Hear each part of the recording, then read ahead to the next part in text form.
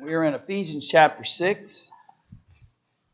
Ephesians chapter 6, and we're going to pick up in about verse 12 of this text, maybe actually verse 11. As we kind of transition, he's had various conversations. He talked about parent responsibilities, child responsibilities, servant responsibilities, master responsibilities. He had lots of conversation in the first 10 verses or so of chapter 6. And then now in verse 11, he begins to transition thought and talk a little bit about preparing ourselves to handle whom? The devil, right? And the things and the challenges that he throws at us. And what is it that we need to put on and to be able to handle those things? We need the armor of God. And so we need to be able to be prepared. And generally speaking, you've got to put on the armor before you what? Before you go to battle, right? And so every day we get up, we're going to battle with Satan, and so we got to put on the armor daily. It's something that we have to engage ourselves in on a regular basis. It's not something that you run in a sense and grab when needed, but the armor, the spiritual armor of us, is something that we will need all of the time. And so Ephesians chapter 6 and in verse 11, put on the whole armor of God that ye may be able to stand against the wiles. What's that word, by the way? Schemes. Tricks. Right? Deceit. Anything that he can use. And by the way, he can do what? In terms of the kinds of deceits that he can put forth. Okay, he can even appears an angel of light. He's crafty. Satan is highly skilled at using measures of deceit and treachery and trickery and anything that he can use at his disposal in order to trick us into following what he would want us to do, rather than that which God would want us to do. And so the necessity of this armor is evidenced by the fact of how challenging overcoming Satan's temptations really are, and the difficulties that it presents. Even within this narrative, notice that he adds to that thought, for we wrestle not against flesh and blood, but against principalities, against powers, against the rulers of the darkness of this world, against spiritual wickedness in high places. So he frames the conversation for us by saying the warfare isn't what? It's not physical. And so Paul frames it for us, and one of the things that I think is relevant as you compare New Testament and Old Testament history is that under the Old Testament, did they have to go fight physical wars sometimes? Yes, they were led into battle by kings and rulers and leaders that led them into physical battle. In the days of the judges, they were often led into physical battle. There was a physical battle for the land and the possession of it, the securing of it, the protecting of it. Sometimes God brought the battle to them because of their misbehaviors. There was a very physical side to how it is that God's people under the Old Testament law would navigate. But you come into the New Covenant, the New Testament in Jesus, and things change. Even Jesus at times would illustrate and kind of lead us to the point of considering the fact that there was no longer going to be the kind of warfare that they once knew. Even the instructions that he gave to his apostles at times illustrated that Jesus really wasn't about fighting. In fact, to me, the greatest example of that is when they come to take him in the garden, and Peter jumps up and he's ready to go to war, and Jesus stops him and says, "If I wanted to what? If I wanted to battle, if I wanted to, I could call." Legions of angels. If this was about a warfare, if this was about a physical confrontation, Jesus said this wouldn't even be a concern. We'd just call legions of angels down, we'd take care of this, and it wouldn't be an issue if it were about physical things. But Paul says we're not fighting a physical battle. It's not about flesh and blood. In fact, it's to the contrary. It's about Satan using principalities, and Satan using powers, and Satan using rulers, and Satan using spiritual wickedness. Those are the things that Satan is going to employ. Those are the wiles, if you will, of the devil that he's speaking of in this narrative. Those are the kinds of things that we have to put on the whole armor of God and prepare ourselves to be able to address and deal with. Our spiritual well-being, our spiritual health, depends on us being ready to fight this kind of battle. And in many ways, these are more difficult. When you're confronting a physical enemy, you kind of know what you're dealing with, right? You get this imagery of you know what it is that you're addressing, you know the conflict that you're in, and you deal with it in that fashion. Satan doesn't work that way. Satan uses treachery and deceit and trickery, and he'll use governments and powers and rulers and even spiritual wickedness to mislead and misguide folks away. Remember earlier, Paul said he didn't want them to be children tossed what? To and fro with every wind of doctrine, right? He warns them earlier in the letter about being grown-ups when it comes to their spiritual understanding and knowledge of His will. That they needed to be adults, if you will, when it came to that. No more children. Because there's going to be every wind of doctrine that will come along. There's going to be spiritual wickedness, and it's going to come from where? According to the verse. Well, but in specific, he says spiritual wickedness in high places. What's high places? Leadership, right? Potentially the challenges Satan will present are challenges to the, for lack of a better description, the rank and file when the spiritual leaders are taking them where? Yeah, away from God. What am I going to... Do I have my own armor, in other words? Am I protected? Sometimes the risk is that we want a handful of people, let them put on the armor, right?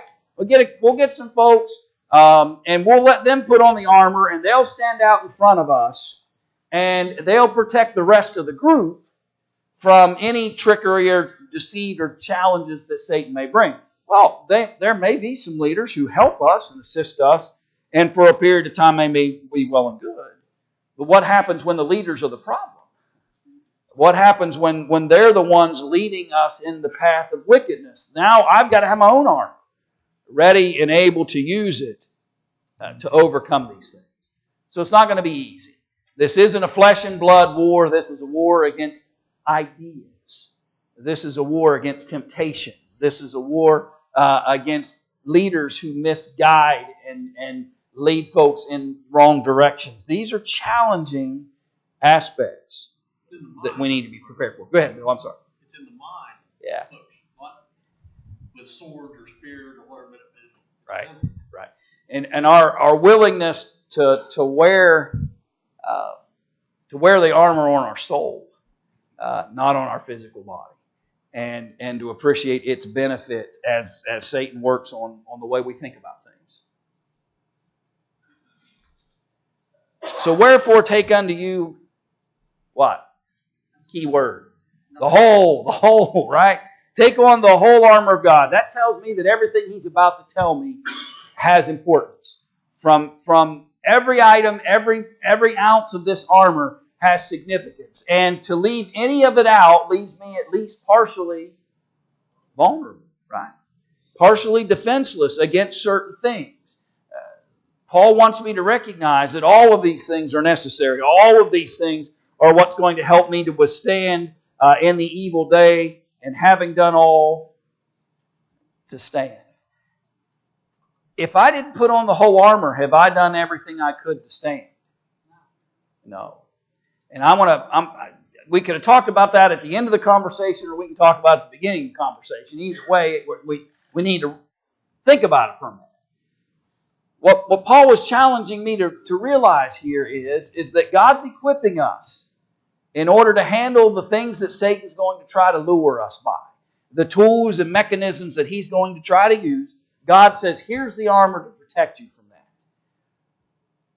And when I become vulnerable, don't say to God, you let me become vulnerable. I didn't do everything I could to stand if I put a piece of the armor aside, or if I took a part of it and did not use it for my protection. Part of having done all to stand is wearing the whole armor and taking on responsibility for my own actions as it relates to that. So first part then, stand therefore having your loins girt about with truth. Loins girt about with truth. That we when we teach children about that, we generally talk about it as the belt of truth. Now, in modern times, the belt barely basically holds your pants up. Basically, all it serves this purpose now. But in those days, the belt held all the armor together. In those days, the belt just wasn't limited, and it held everything together. It's where the sheath that would eventually hold the sword would attach to. It would pull all the other articles together and hold them in close proximity. The belt of truth, have your loins girt about with truth, has a much greater impact when it comes to the soldier, particularly a Roman soldier, which is exactly where their minds would have gone when this description began. Not a modern day soldier, but even though there would be some parallels even today, but to that Roman soldier preparing to go out to battle. So what holds everything together when it comes to fighting the devil? Truth does. The greatest answer to Satan and anything he does is truth. Anytime I talk about what Satan does, my mind can't help but go to Matthew 4 and think about what he tried to do to Jesus and the temptations that he presented before Jesus. And there were moments where Satan tried to use what in order to tempt Jesus? Scripture. He used Scripture. Yeah, and he twisted it not in how he said it, but the motive he wanted Jesus to use with it. It was true that Jesus could turn bread into stone, but what was his answer to that? Man cannot live by bread alone, but by every word that proceedeth from the mouth of God. Throw yourself down, and God will send angels to catch you. Jesus said, it is written, thou shalt not tempt the Lord thy God. When he says, fall down and worship me, and I'll give you everything. It is written, get the hints. It is written what? Thou shalt worship the Lord thy God, and him only shall you worship. So Satan tries to use Scripture, but because Jesus was legitimately girt about with truth, every time Satan tried, it is written. It is written. It is written. When Satan tries to persuade us, lure us, and again, he's not showing up in his red suit with a pitchfork, right? We get that imagery of Satan and we think, well, he's not around me. I haven't seen a guy in a red suit in a long time, right? At least not once every year, maybe. But anyway, you see. I know it took a minute, but you understand what I'm talking about. We get this imagery, and that's not the right. Satan comes at us from all kinds of sources. You don't know at times whether he's in front of you or not. You don't know what motivation people have behind him. You don't know what reasoning they're giving for the things they're saying or luring us to do. So I got to be ready with truth all the time. And when somebody says something or wants me to react in a certain way or behave in a certain way, and my mind says, oh, but yet it is written. This is what I should do. Oh, but it's written. Oh, but this is just as good. This will work out better. This is easier. This is a great. Yeah, but it's written. And not lose sight of that. That truth is what's going to hold us together and hold all the rest of the armor together. And be careful of that. That's right. And that's the lie, right? That's Satan's effort in some ways with Jesus. What's it going to hurt? One time, turn that rock into bread. You've got the power to do it. So what's the harm? Let's have a show here. Throw yourself off of this high place, and let's watch the show of these angels come swooping down out of the sky to grab you. What's the harm? Satan says. And each time Jesus says, "Let me tell you what the harm is," and he gives him the message of God, the voice of God, in answer to it. So if I'm going to be girt about with truth, I'm going to have to what? I'm going to have to know. I'm going to have to know what it is. I'm going to have to know the truth. And yeah, and you think about that belt again. Not every belt fits. And I on a regular daily basis, I wear a stretchy one. Because you never know, right? When you go to a buffet or something. But the word of truth doesn't work that way. You can't have a stretchy version. It's a conforming version, truth.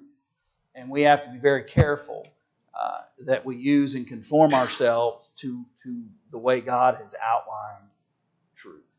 And we've got to know it, understand it. We can't use it if we haven't spent time grasping it and appreciating it. Thoughts about truth before I move on. So then secondly, he says, in having what? Have on the breastplate of righteousness. And so this armor, this breastplate that protects some of the most vulnerable areas of a soldier. And that breastplate would come in various forms depending on the Roman soldier, and sometimes the various chainmail and things like that they would use. But the point of that is to protect primarily your what? Your heart. The integrity of who you are.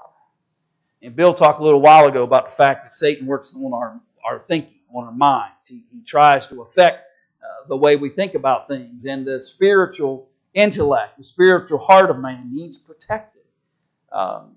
And we protect it with a level of righteousness. The more we allow for us to give in to that which is unrighteous, the more we allow for us to be persuaded in things that are ungodly, the less protected our heart is. And we become more and more vulnerable. We're not wearing the breastplate of righteousness in its fullness in a way that would benefit us. Sometimes in life you have to ask, not can I get away with it, not does society accept it, not well, will anybody care if I do this? Sometimes in life, the only thing that keeps me from doing something that Satan wants me to do is to be honest about, is this righteous or not? Is this a conduct, a behavior, a choice that would be qualified by Jehovah as that which is righteous and good? And I've contended in my own life and taught this principle that I believe to be true. That really what marks the difference between the genuine faithful and the weak of faith, maybe, is what I do in the absence of anyone that's going to catch me in some deceit or problem or sin or practice. How do I behave when no one will know? How do I behave when no one will care? How do I behave when the environment I'm in is leading me in a different direction? Will I be righteous in those moments? Will I choose righteousness in those moments? And that's what sets apart the soldier of God here. Those who have done all to stand against Satan is a willingness to be righteous in all circumstances, at all times, regardless of what environment we may be in. That's where a lot of the Christians, we get in trouble at it, but it's just this one time versus one thing. I'll spend a lot of time in cells made of bricks. We, as Christians, put ourselves in prison one sin at a time. Yeah. And I think you're right, Billy. We wall ourselves further and further away from what God would desire from us. We lay another brick each time that we go further away from Him. And that's why righteousness is a daily dedication to that which is right and good, where we don't build the walls, and maybe a quicker recognition of when we are. A small wall is a lot easier to tear down than a large house, and I think that's an important reminder for us on a daily basis. So, loins girt about with truth, breastplate of righteousness, and then what? And your shield, or your feet shod with your feet shod with the preparation. Almost there. The feet shod with the preparation of the gospel of peace. So you have to have your shoes on and ready. How many of you are ready to go out the door? You've told everybody that's supposed to be going with you for the last 20 minutes that we're leaving at 8 o'clock. And as you're heading for the car, there's inevitably one, if not more, that haven't done what? And put their shoes on. Or they can't find them. Right? And it's frustrating, right? It's frustrating. Everything else is ready. The car is loaded. Every item, every necessity, everything that needed to happen in order for us to progress on and leave has occurred, except for our shoes. And so, as parents, that's what we do, right? For the 20 minutes leading up to the time we leave, what do we say every 5 minutes? You have your shoes on? You have your shoes on? Get your shoes on. Don't you have your shoes on? Where are your shoes? Why don't you have your shoes on, right? Well, the point I'm trying to make is, Paul's saying you can't get into battle and then go, I forgot my shoes. I've got to have my feet shod with the gospel of, interestingly, in a warfare conversation, to have my feet shod with the gospel of peace. You know what that tells me? That when the gospel is used in the right ways, with grace and salt, when the gospel is used as God would intend it for it to be used, it diffuses problems. It alleviates difficulties and challenges and can bring peace into an environment. I want to daily be ready. I want to have my feet shod with the preparation of the gospel. I want to be ready on a daily basis to handle not just what Satan's throwing at me, but I want to also be able to go on the offensive to maybe bring peace to a hostile moment, to maybe bring some contentment and some resolve and some answer to a difficult situation. And I'm convinced if we in kind and loving ways will use the gospel message to do that, we can diffuse those moments. Go ahead, Bob.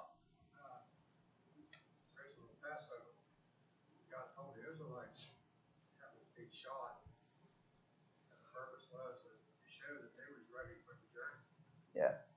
And we make comparisons of Christ, the Paschal Lamb, as opposed to the Paschal Lamb of the Israelites.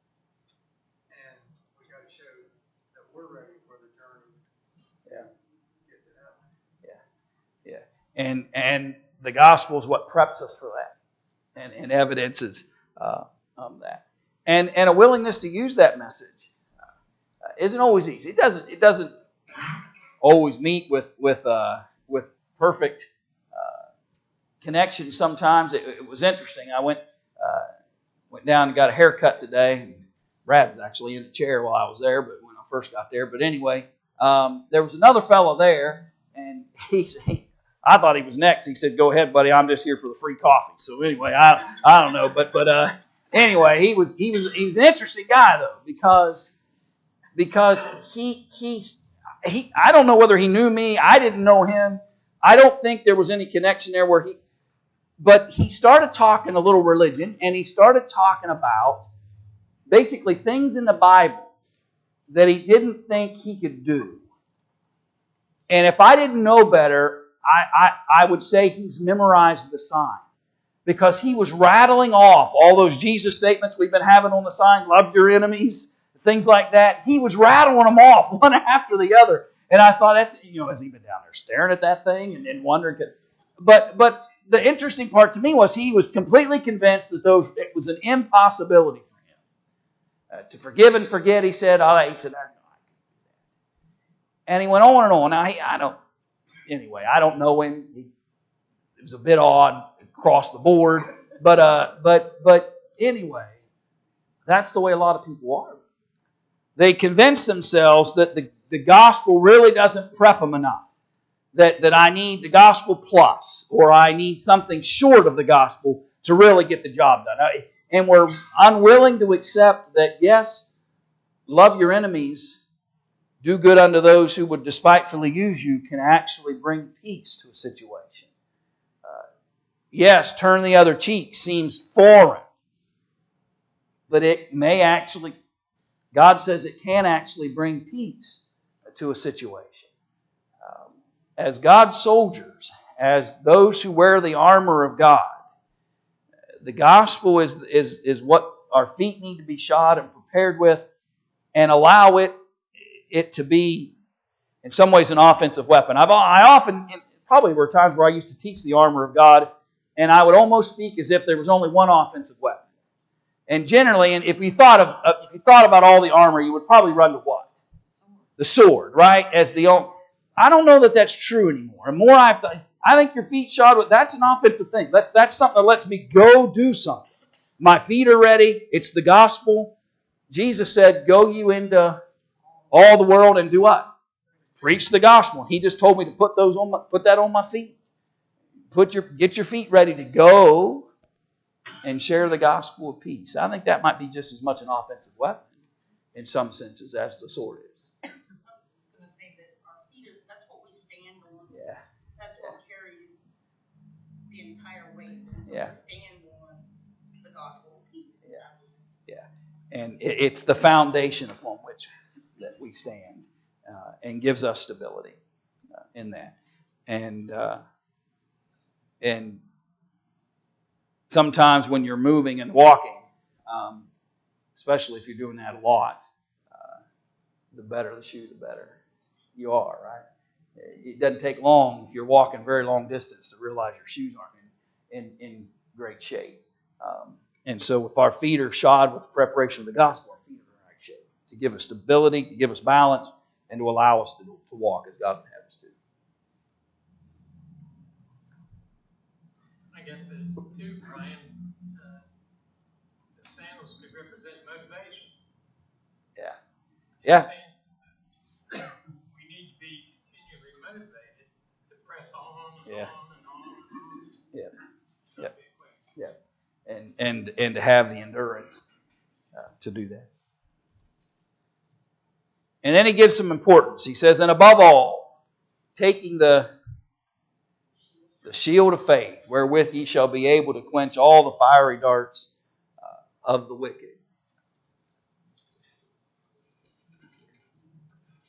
The more I go into battle in an offensive way, if you understand what I mean by that, the more I've got my feet shod, let's go, right? I'm going to take the gospel. I'm going to take the message.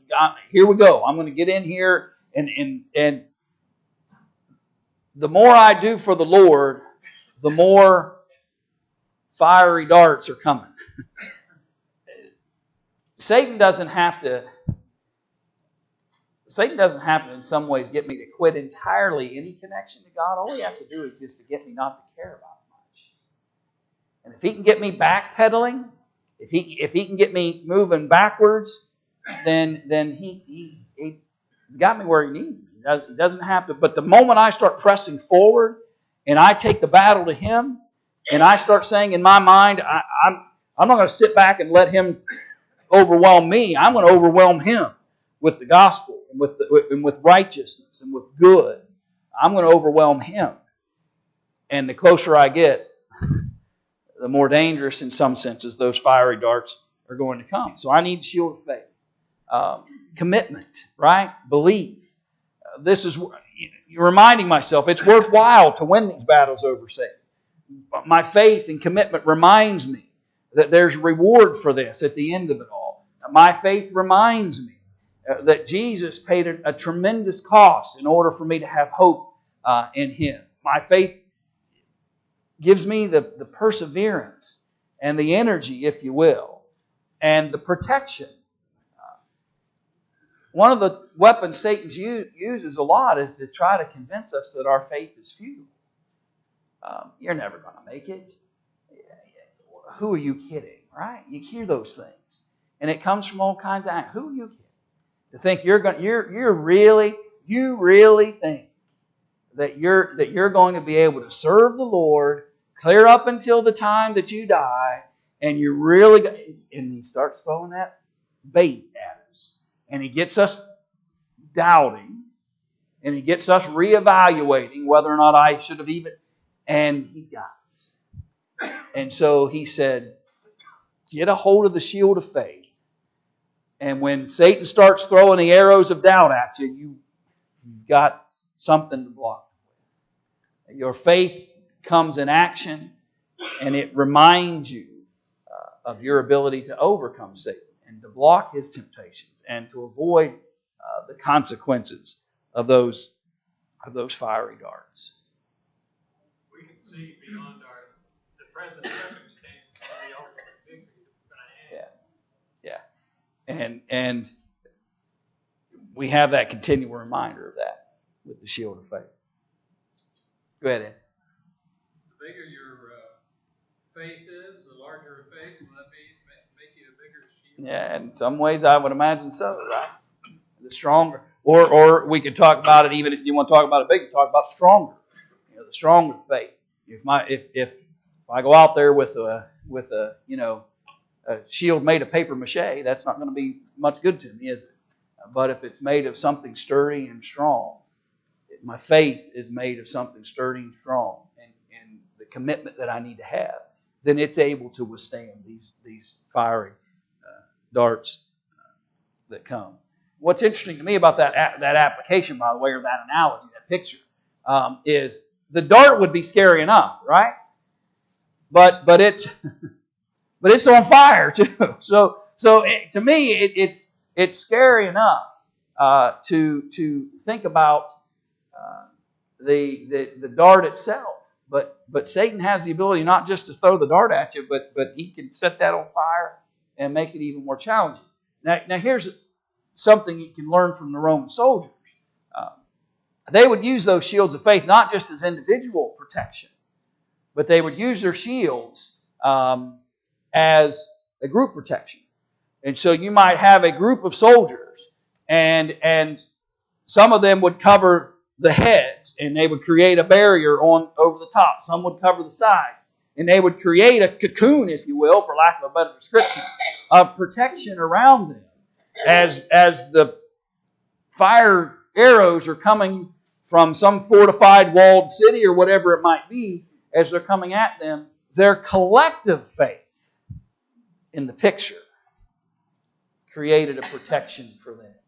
And my point I always like to make when it comes to that thought process is that there may be times where I need some help, and Satan's darts are coming at me fast and hard and are just blazing on fire.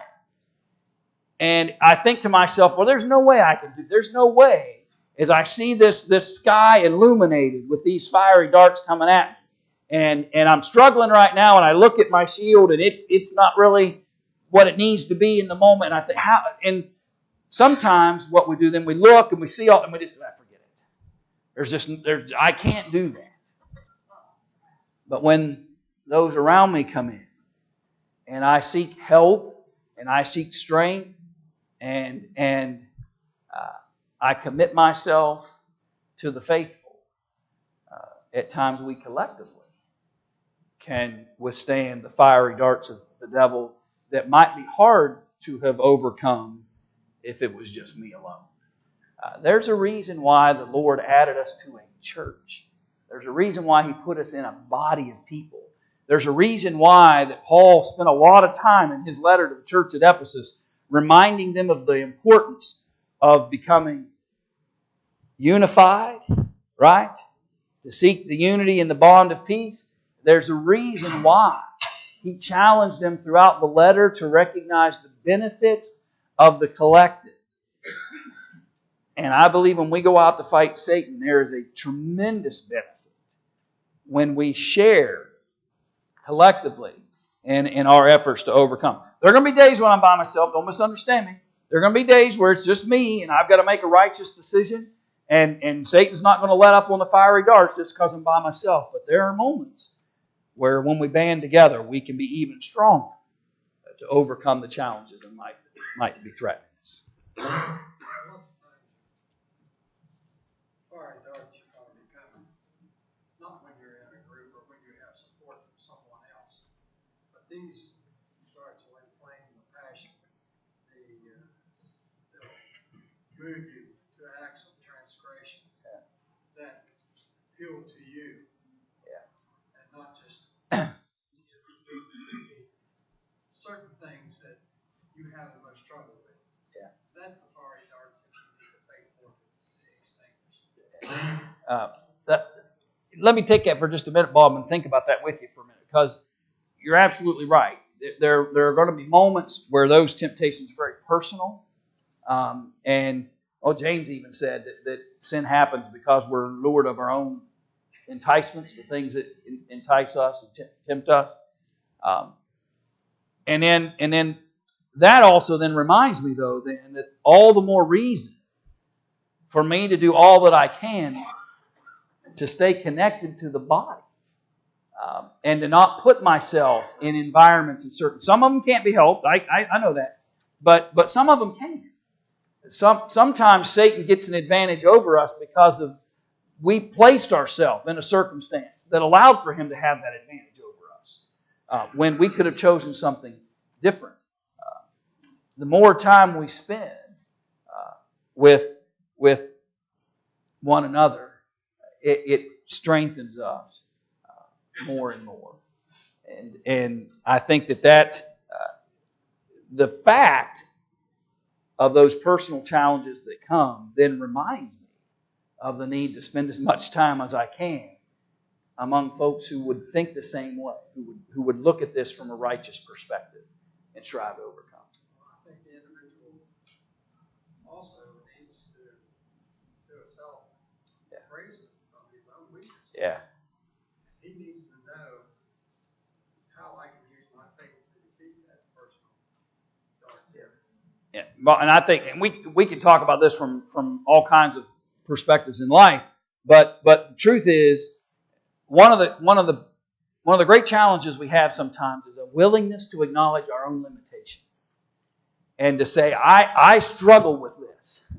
I don't handle these circumstances very well, and when I need to be in those circumstances or I need to address those, then I need to seek help and assistance to be able to overcome those things. Be honest about my own weaknesses, and I'll handle Satan in a lot better ways. But if I lie to myself all the time and say, well, it's not really a problem, it sometimes affects me. We deceive ourselves. Satan doesn't have to do the deception sometimes. We'll do it to ourselves when we won't acknowledge our limitations at times. Right. The passage back in Psalm 11, verse 2. For lo, the wicked bend their bow, they make ready their arrow upon the string, that they may privily shoot at the upright part. Yeah. So how does Satan shoot these arrows? Yeah. He does it through wicked people. He's using people. How does God accomplish his purpose here? Through righteous people. Yeah. It's the war. Yeah. And the war isn't flesh and blood, but it's playing out among God's creation. And Satan's using the tools and abilities he has at his, and the people he can persuade, and God needs to use and wants to use the people he can persuade as well. I heard Jeremy do a sermon one time. He was talking about the shield. He said the fiery darts can be landing all around us. As long as we have the shield up in front of us, it can hit us. Yeah. Even though it might be hitting in front of it, landing all around. Right. Yeah, and I think you're right, Kim. The shield of faith can give us some security even when the arrows are flying. And we may not be able to stop the arrows from flying, but I can protect myself even when they are dropping all around me. So then verse 17, take the helmet of salvation. Had a fellow up in Moundsville, gave an invitation one Wednesday night, and I couldn't really figure out what he was doing initially. I didn't know whether we had some construction problems in the building or what. But he when he got up to do his invitation, he put a hard hat on. But his point was the helmet of salvation. He said, you never wear a helmet and not know you're wearing a helmet. He said, you can't wear a hard hat. You know, from the moment you put that hard hat on till the moment you take it off, that you're wearing a hard hat. You put a welder's helmet on, you put a welder's mask and helmet on, you put a baseball helmet on, you put a football helmet on, you whatever it is, you put a baseball hat. Well, some people wear them all the time, don't know whether they got one or not. But anyway, I know I went one too far. But anyway, but you get the point I'm making. You wear when you know it, and that's the point of it. Salvation should be ever present with us. We should be wearing it like a helmet. It's protective. It reminds us of the ultimate goal. It's a constant reminder of that ultimate goal of salvation and the end of all these things. It gives us this daily remembrance of that. Wear that helmet of salvation. And not just for protection, but for a daily reminder of why we're fighting this war to begin with. And why it is that I'm willing to face these challenges and strive to overcome them as best I can. So wear the helmet of salvation and take what? The sword of the Spirit, which is the Word of God. When we go on the offensive, we've got our feet shod, we've got our protection with the shield, we've got the breastplate of righteousness, we got it all put together. And now I can become active in the battle. And I'm going to take the sword of the Spirit, which is the Word of God. I'm going to take the message of God and use it to answer the difficulties, the challenges, and the questions, and encourage others with that sword. It's what will defeat Satan. It defeated him in the days of Jesus, and it continues to defeat him if we'll use it. But again, you have to be familiar with the armor.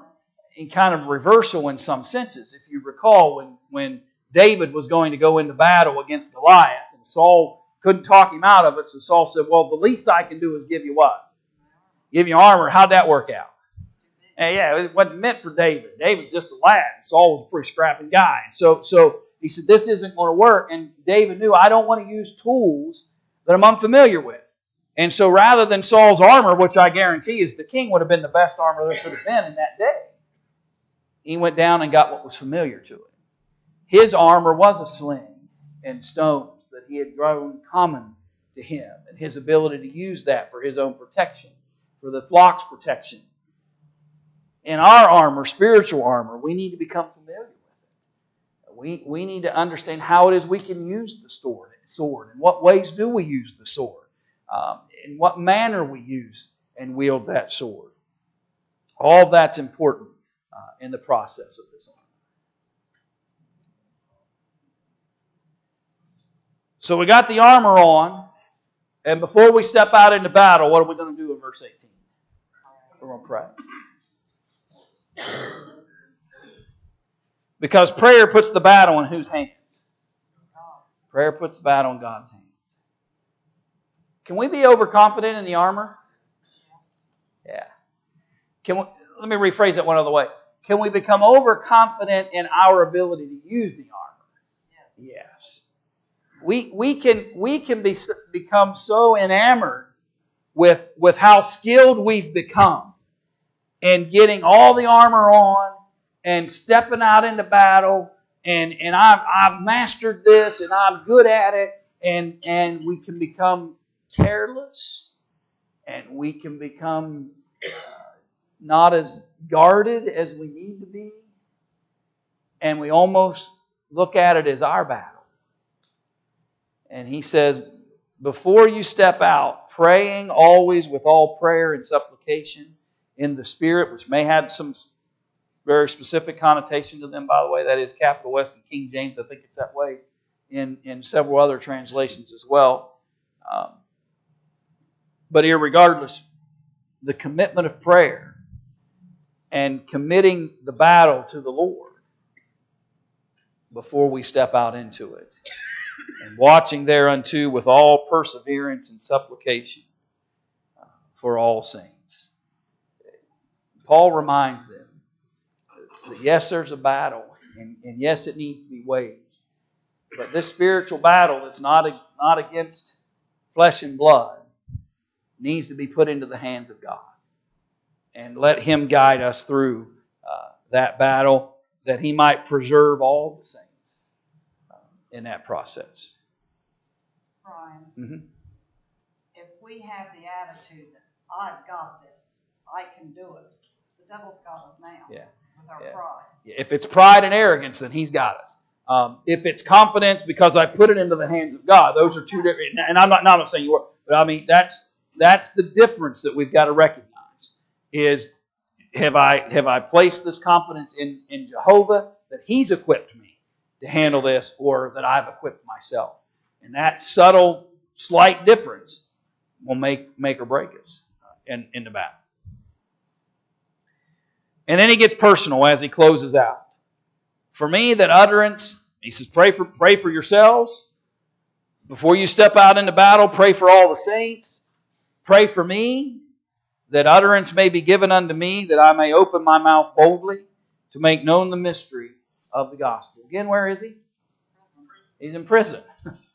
So he writes this from prison, but he's asking for them to pray that he still have times that he can open his mouth boldly and give utterance to the message of God, that he'll still have opportunities to make known the mystery of the gospel, for which I'm an ambassador in bonds, literally, that therein I may speak boldly as I ought to speak. You would think a guy who's in prison for the very thing that he's doing, he's in prison because of his work in the cause of Christ. And I would imagine that if at any point Paul would say, you know what, I renounce it all, probably be set free. He'd probably get out of this imprisonment fairly easily if he would just denounce all of it and walk away from it.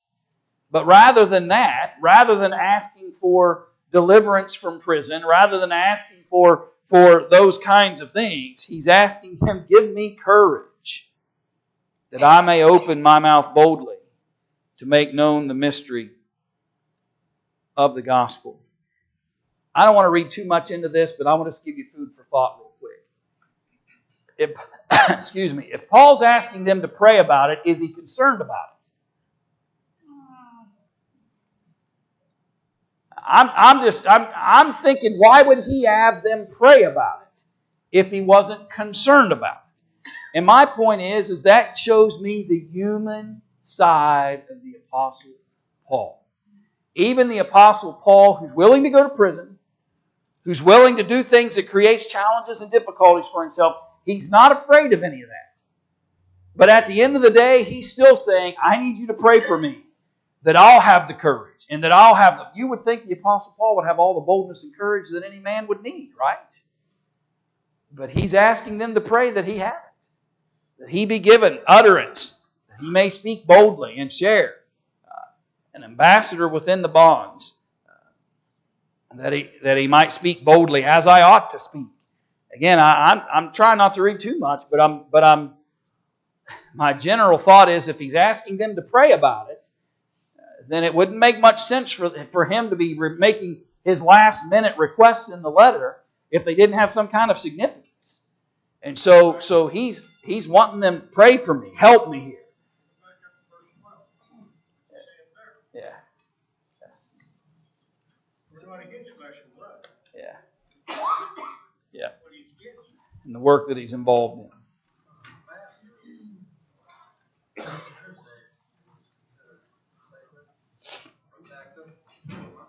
was a representative of the king of another country.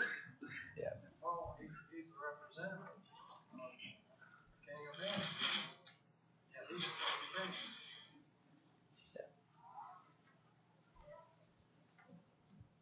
So at the end of the letter, and I'd really felt I'd finish completely, but I think we really haven't as far as the heart of the letter. But he does mention Tychicus that he's going to send, and wants them to encourage him, and they can share information with one another as it relates to those things. He wants the message from Paul to get there, and for any information about Ephesus that he can bring back, that they can be comforted together in that as he finishes out in very kind of abrupt fashion in some ways as compared to other letters.